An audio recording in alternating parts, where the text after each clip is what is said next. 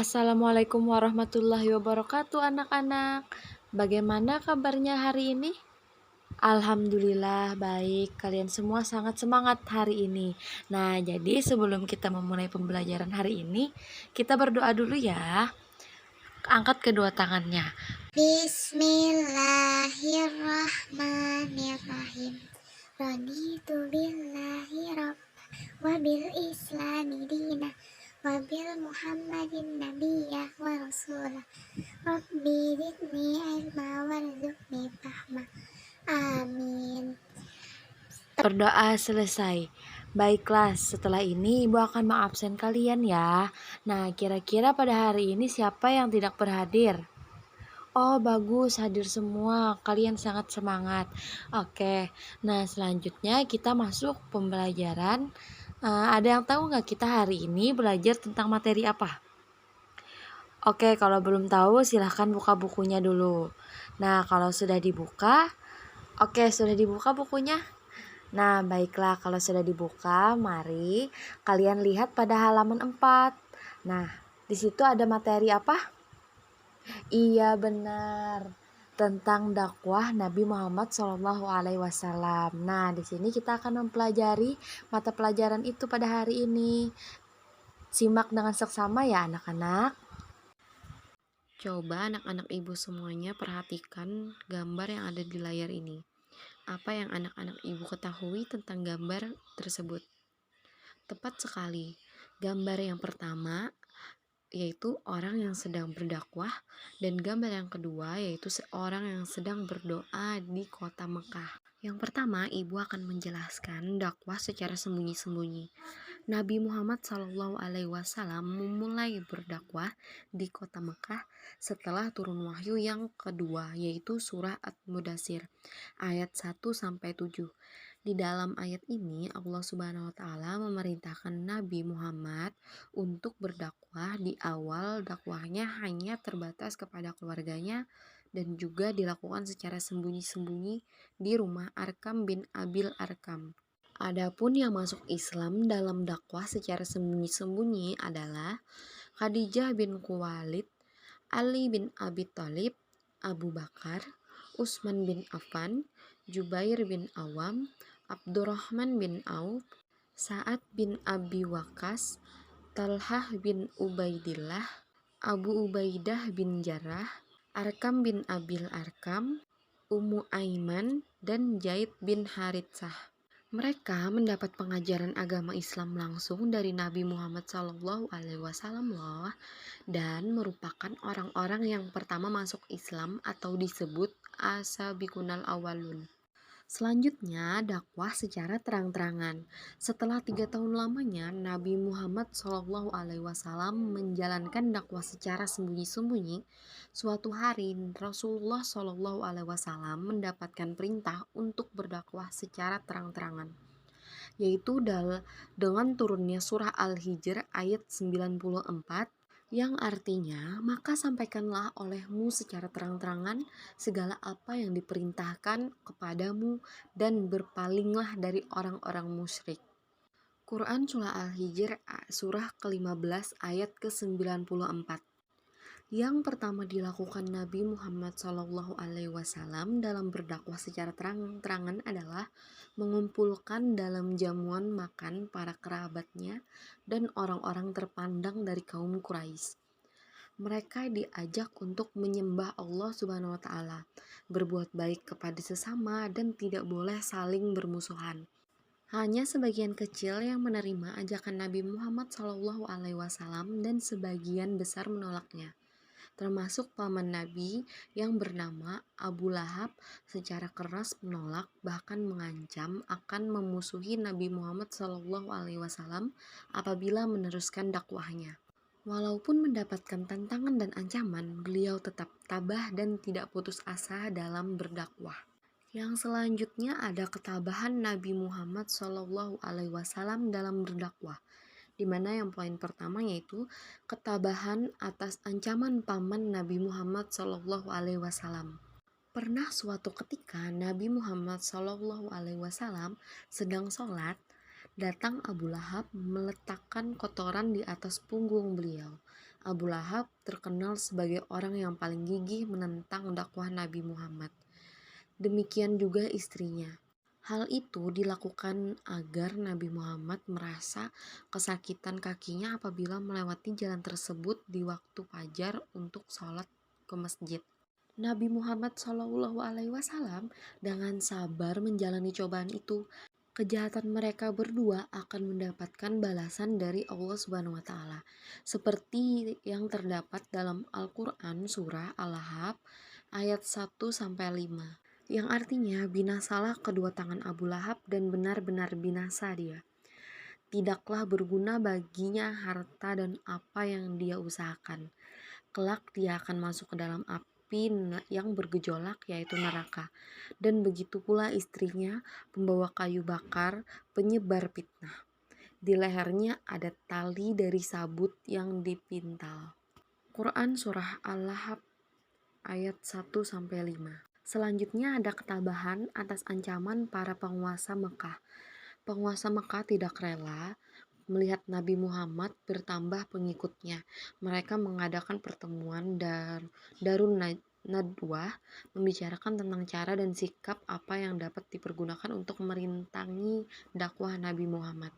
Para penguasa Mekah memutuskan bahwa untuk merintangi dakwah Nabi adalah dengan cara menyebarkan kebohongan Rasulullah SAW agar jangan sampai mengikuti dakwah dan menjauhkan diri dari Nabi Muhammad SAW. Selanjutnya ada ketabahan atas siksaan kaum kafir Quraisy. Berbagai cara dilakukan kaum kafir Quraisy untuk memerangi dakwah Nabi Muhammad, diantaranya ketika Nabi melaksanakan sholat dilempari dengan kotoran binatang yang baunya busuk.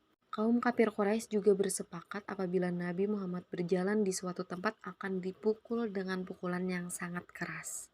Yang selanjutnya ada ketabahan atas pemboikotan yang dilakukan Bani Hasyim. Kaum kafir Quraisy melakukan pemboikotan terhadap Bani Hasyim karena menganggap bahwa Bani Hasyim selama ini membela dan melindungi Nabi Muhammad SAW.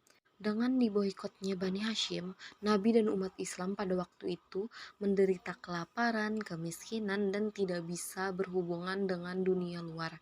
Akibatnya agama pun tidak bisa berkembang. Papan pengumuman pemboikotan ditempelkan di dinding Ka'bah. Pengumuman pemboikotan akan dicabut apabila Nabi menyerah atau diserahkan untuk dibunuh. Umat Islam pada waktu itu bertahan tidak mau menyerahkan Rasul walaupun mereka menderita. Akhirnya tahun berganti tahun, papan pengumuman pemboikotan itu lenyap dimakan rayap bersama dengan lenyapnya papan pemboikotan itu. Selanjutnya ada ketabahan Khadijah bin Khuwailid. Dia merupakan seorang istri Nabi Muhammad SAW yang selalu mendukung dakwah beliau.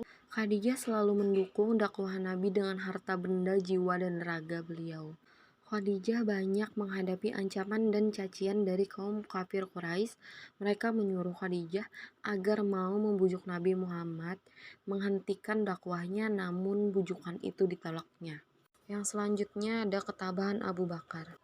Abu Bakar adalah salah satu sahabat yang selalu mendampingi Nabi Muhammad SAW. Pada suatu hari, Abu Bakar meminta izin kepada Rasul untuk menyeru kepada kaum kafir Quraisy supaya mereka insaf dan mengikuti seruan Allah Subhanahu wa taala. Tetapi tanggapan kaum kafir Quraisy, mereka memukuli Abu Bakar sehingga jatuh karena tidak kuat menahan pukulan-pukulan mereka. Akhirnya Abu Bakar ditolong oleh orang-orang dari keturunan keluarga Taiming yang kebetulan lewat dan dibawa ke rumah ayahnya Abu Quhafah. Dengan takdir Allah Subhanahu wa taala, tidak beberapa lama kemudian sembuhlah Abu Bakar dari luka-lukanya itu. Yang selanjutnya ada ketabahan keluarga Sumayyah. Mereka sekeluarga disiksa oleh majikannya yang bernama Abu Jahal. Mereka diikat kemudian diseret dan dijemur di panas matahari beralaskan pasir yang dibakar. Selanjutnya ada ketabahan Arkam bin Abil Arkam. Beliau merupakan salah satu sahabat Nabi Muhammad SAW yang kuat iman dan pendiriannya. Arkam bin Abil Arkam sering mendapat ancaman dan bujukan dari kaum kafir Quraisy agar meninggalkan ajaran Islam.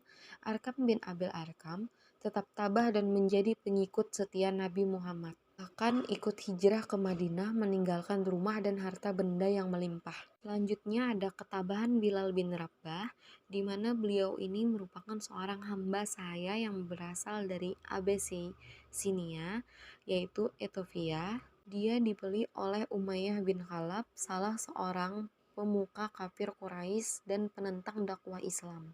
Bilal bin Rabah merasa tertarik untuk mengikuti dakwah Nabi. Setelah mengikuti Nabi dalam berdakwah, dia menyatakan dia sebagai seorang muslim. Umayyah bin Khalaf sangat marah mendengar berita itu. Dia menyiksa dan memaksa Bilal bin Rabah agar kembali kepada kepercayaan menyembah berhala. Bilal dicambuk berkali-kali, bekas luka dicambukkan merata di tubuhnya. Beliau menahan sakit sambil berucap, "Ahad, Ahad, Ahad." Umayyah lalu menjemur Bilal di panas terik matahari. Kemudian di atas perutnya diletakkan kayu bakar. Akan tetapi siksaan itu tidak sedikit pun mampu mempengaruhi akidah yang diyakininya. Ketika penyiksaan itu berlangsung, Bilal secara tegas menyatakan pendiriannya dan dengan suara terputus-putus mengucapkan lagi kata Ahad, Ahad, Ahad. Dari penjelasan yang sudah Ibu sampaikan tadi, apakah ada yang ingin ditanyakan? Jika ada yang ingin bertanya, dipersilahkan. Oke, baiklah. Mungkin tidak ada yang ingin bertanya. Jadi, Ibu akan memberikan kesimpulan mengenai materi kita hari ini. Nah, jadi yang pertama, Nabi Muhammad SAW melaksanakan dakwahnya mendapatkan tekanan dari kaum kafir Quraisy. Tekanan yang dimaksud antara lain, Nabi Muhammad SAW dibujuk dengan harta, tahta dan wanita, penyiksaan hamba sahaya, suci maki, sampai berusaha membunuh Nabi Muhammad SAW. Yang kedua, ada sahabat Nabi Muhammad SAW tidak luput juga dari tekanan kafir Quraisy. Mereka dengan tabah dan tawakal menghadapinya. Mereka diantaranya adalah Khadijah binti Khuwailid, Abu Bakar, keluarga Sumayyah, Arkam bin Abil, Arkam dan Bilal bin Rabah. Nah, yang ketiga ada Nabi Muhammad SAW ketika berdakwah pada permulaan kerasulan menggunakan strategi dakwah secara sembunyi-sembunyi dan terang-terangan. Nah, yang keempat ada as-sabiqunal awalun adalah orang-orang yang pertama memeluk agama Islam. Dan yang terakhir ada ketika berdakwah Nabi Muhammad SAW dan para sahabat selalu sabar dan tabah walaupun diejek dan dihina, bahkan disakiti. Nah, itu sedikit kesimpulan yang sudah Ibu sampaikan tadi. Nah, jadi setelah ini Ibu akan memberikan kalian tugas dan kalian bisa mengerjakan di rumah. Nah, setelah itu tugasnya akan dikumpul minggu depan. Nah, silahkan buka bukunya pada halaman 7. Nah, di situ ada tugas, silahkan kalian kerjakan. Terima kasih atas partisipasinya. Semoga ilmu yang telah kita pelajari pada hari ini bermanfaat. Assalamualaikum warahmatullahi wabarakatuh.